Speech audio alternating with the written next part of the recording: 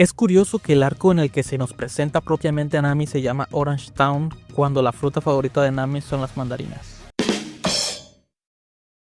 Este también es el arco introductorio del yonko más temible de todos, del pirata que tiene como subordinados a Sir Crocodile y a Mihawk, quien se daba machetazos con el mismísimo Shanks. El pirata que es hermano jurado de Shanks el pelirrojo, quien viajó en el barco del rey de los piratas y participó en la fuga de Impel Down para presentarse en la mayor guerra conocida en el mundo de One Piece, la leyenda viva, Buggy, el payaso.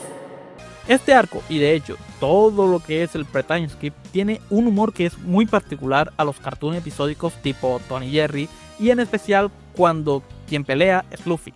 Y no quiero sonar a que Oda tenía todo planeado desde el principio, pero ese es el mismo estilo de pelea de Luffy con el Gear 5. Solo que más exagerado porque ahora tiene la Toon Force, y es entendible que la gente se haya olvidado cómo se desenvolvía Luffy en la primera parte del anime, ya que desde el arco de la isla Gyojin el estilo de pelea de Luffy es un poco más serio y menos caricaturesco. Pero en realidad Luffy siempre ha sido un tanto goofy a la hora de pelear desde el principio. Me reí mucho con la pelea de Luffy contra Buggy y se supone que eso es lo que provoca el dios del sol Nika, risas mientras pelea. Hablando de dioses, Buggy le dice a Luffy que si él se convierte en rey de los piratas, él sería un dios. Curiosamente, Luffy ahora es un dios, y creo que Buggy encontrará el One Piece de forma accidental, como todo en su vida, y no le prestará importancia ya que el One Piece no es algo épico. Aunque creo que sí hay tesoros, y Buggy se centrará solamente en el oro y las joyas. Del mismo modo, vemos que Buggy recuerda a Shanks por el sombrero de Luffy, y vemos un flashback de cuando eran aprendices en el barco de Roger. Sin embargo, ese no es el oro Jackson, pero ese tampoco es Rayleigh. Como toda la vida de Buggy, se come la Bara Bara no Mi por accidente, y pierde su mapa del tesoro. Se nos da a entender que la razón por la que Buggy odia a Shanks es esa, pero en el mismo flashback, Buggy reconoce la destreza de Shanks, y no es hasta 1000 capítulos después que sabremos que la verdadera razón por la cual lo odia es por no ser el sucesor de Roger como Buggy esperaba. Volviendo al mapa, se me hace curioso el tema del mapa. Se supone que los piratas de Roger viajaban por la Grand Line, y si bien no cuestiono la existencia del mapa, ya que el sueño de Nami es hacer un mapa del mundo y el mundo incluye la Grand Line, sí me pregunto cómo pensaba Buggy y la persona que hizo el mapa llegar hasta ese tesoro, si para navegar por la Grand Line el uso de los logbox es indispensable. No habría una brújula que lo pueda orientar, ya que el tesoro está en medio del mar. Si estuviese en una isla sería entendible, pero bueno, quizás le estoy dando demasiadas vueltas a algo sin importancia. Buggy recuerda a Shanks por el sombrero de Luffy, pero no parece saber que el sombrero perteneció a Roger previamente.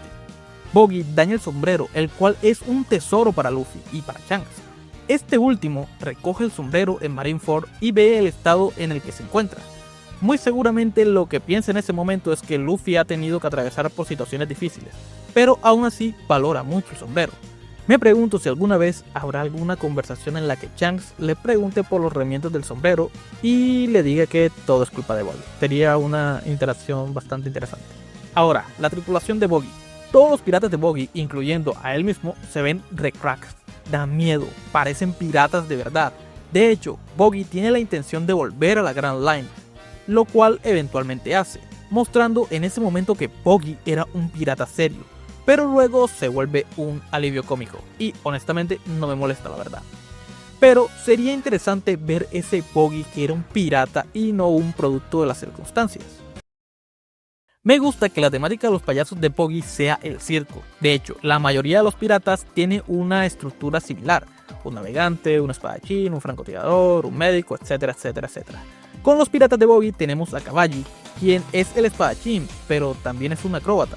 Y tenemos al que para mí es el más interesante de todos, Moji, quien es un domador de bestias. Luego de esto no vemos ocupaciones tan interesantes en One Piece.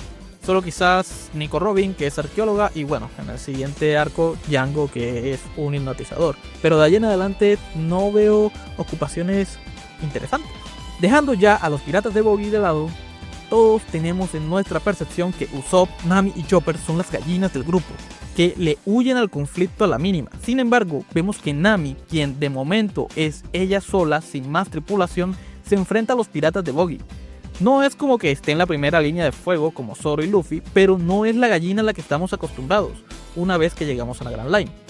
Y sí, Nami se enfrenta a rivales como Ulti que podrían matarla de un solo golpe, pero Usopp y Chopper también pelean, pero los tres lo hacen como último recurso porque ya tocó pelear. En cambio acá, si bien Nami no busca la pelea, no es tan cobarde como cuando llegan a la Grand Line. Algo curioso de este arco es que Luffy le pide a todo el mundo que se una a su tripulación solo porque sí. En cambio no lo hace con Nami hasta que sabe que es una navegante, siendo Nami la primera tripulante a la que Luffy une por utilidad. Recordemos que a Zoro lo une solo porque le parece interesante, no tanto por lo fuerte. En este arco vemos el desprecio que Nami siente por los piratas. En un principio pensaba que esta era la forma en la que Oda nos mostraba cómo el mundo ve a los piratas. Afortunadamente no tendríamos que esperar 500 capítulos para saber que había más detrás del odio de Nami hacia los piratas. En esta reseña casi no hemos hablado de nuestro futuro rey y ya le toca. Como dije, en la reseña de Romance Dawn, Luffy tiene una inteligencia emocional y una sensibilidad que se le oculta detrás de esa actitud de idiota. Luffy conoce a Shushu y no le daré vueltas, este es un perro y realmente no se ve que se lleve muy bien con Luffy. Aún así, Luffy conoce la historia de Shushu y su dueño, y cuando Moji quema la tienda de mascotas, Luffy le parte su madre porque es el tesoro de Shushu. No tienes que ser amigo de Luffy para que este tome acciones cuando alguien dañe o intente dañar las cosas que valoras. De hecho, ni siquiera tiene que conocerte, ya que esto es lo mismo que hace en la isla Drum con la bandera del Dr. Hyde. Para terminar, vemos con acciones algo que Luffy nos diría con palabras más tarde. Él no quiere ser un héroe. Después de ayudar en Orange Town, se va sin más, sin esperar agradecimientos, ni siquiera el típico banquete. Incluso deja dinero para que reconstruyan el pueblo. Hasta acá la reseña. Si el video te gustó me ayudarías mucho con un like y que te suscribas. De momento eso es todo, nos vemos en la próxima.